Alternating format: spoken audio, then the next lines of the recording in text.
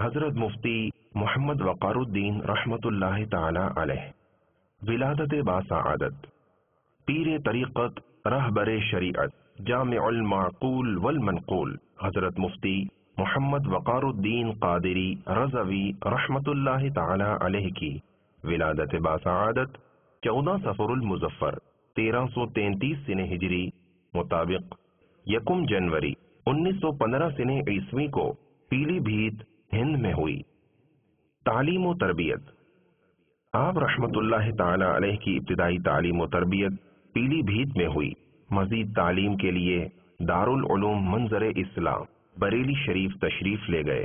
بعد ازاں علی گڑھ کے گاؤں دادو میں حضرت صدر الشریعہ رحمت اللہ تعالی علیہ کی خدمت میں رہ کر دورہ شریف کی تکمیل کی۔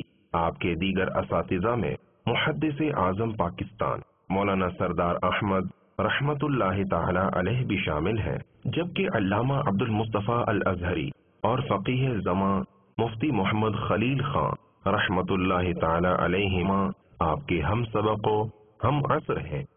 بیعت و خلافت۔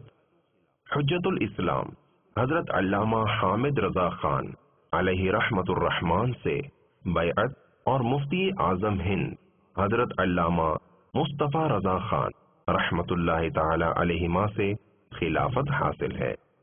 دینی خدمات۔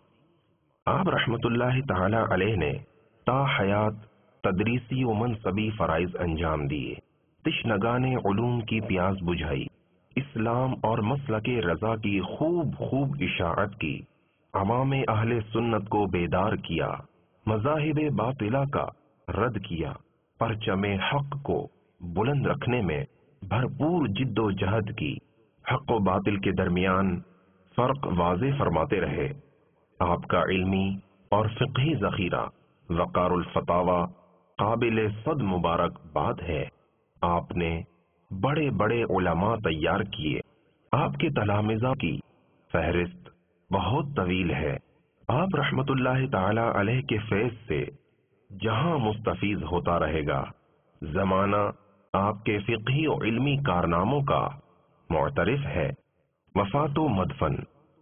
جامع المعقول والمنقول حضرت مفتی محمد وقار الدین قادری رضوی رحمت اللہ تعالی علیہ نے بروز ہفتہ 20 ربیع الاول 1413 سنہ ہجری مطابق 19 ستمبر 1993 سنہ عیسوی کو وصال فرمایا، اور آپ کا مزار پر انوار منبع فیوز و برکات دارالعلوم امجدیہ باب المدینہ کراچی پاکستان میں ہے۔